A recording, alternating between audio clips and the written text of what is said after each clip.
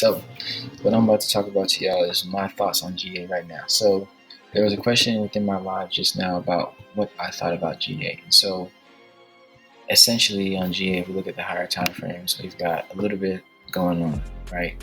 We've been in this kind of weird phase where we're trying to get down to this liquidity. Now recently we've got down there, basically in September, we got down there on the higher time frame, and now we've formed what is called the ICT breaker. You've got the low, high, lower low. We can break it down even more on the daily chart. We've got a low, high, lower low. We use the highest up close candle to tabulate the breaker, which on the weekly I basically just use the wick of this highest up close candle right here. If you want to look at it even more, you can look at it right here. It's just not, the low is not as low, right? But it's just the overall low, high, lower low, right? Which give you the breaker. Let's go back to the weekly. We have essentially already had a similar setup on the opposite direction, right? Where we were up here, we had a high, low, higher, high. Zoom in. That would have been our bearish breaker right here with a nice huge fair value gap across from it, which then gave us the touch to that bearish breaker here.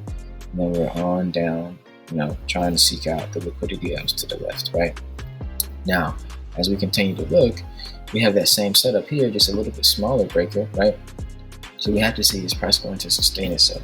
Now looking at the 4 hour, we can break it down, and see that within that breaker zone, like that breaker that we already have tabulated here, I believe that was a daily breaker. Within that zone though,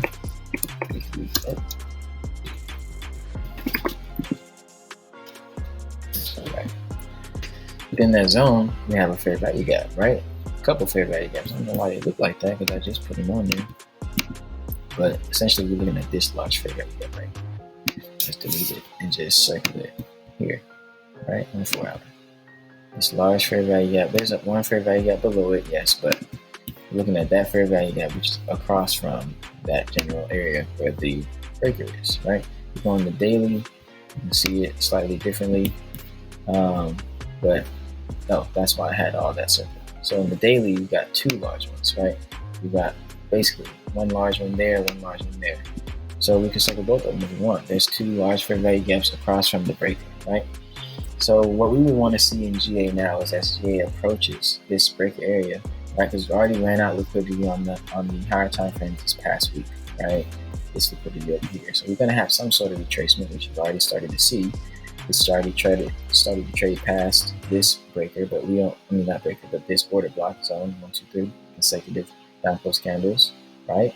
Lowest down close candles within this range here, low to high. You could also say that this is the lowest down close candle within that range, but that would be this range. Either way, we want to see price, see if we're going to trade down past this area into this breaker zone. At this point where it gets here and starts to approach this fair value gap, this fair value gap, we want to see what's going to happen next after that, right? So if we get price, wicking out basically and then continuing bullish, then we know what we have for the next, a higher time frame, because we would be targeting then after that, we'll be down here, we'll be targeting this high and these relative equal highs here. But if we were to trade down past this breaker, that would mean we would maybe have another breaker form here, right? High, low, higher, high, lowest down close candle breaker. Fair value gaps have already formed, right? So we could at least use this to get down here, and then we could determine based off ICT's breaker, shift in market structure, right? After run on liquidity, that depending on what happens here, we can either be bearish or bullish, but we'd have to see price either reject this area and continue up, or trade past this area, then respect it and continue down. So that's my thoughts on GA. Someone had asked in the recent stream that I did, and I streamed it, but it didn't record. So I just wanted to do a quick recording for y'all and just give you my thoughts. But that's all I got. Y'all have a good day.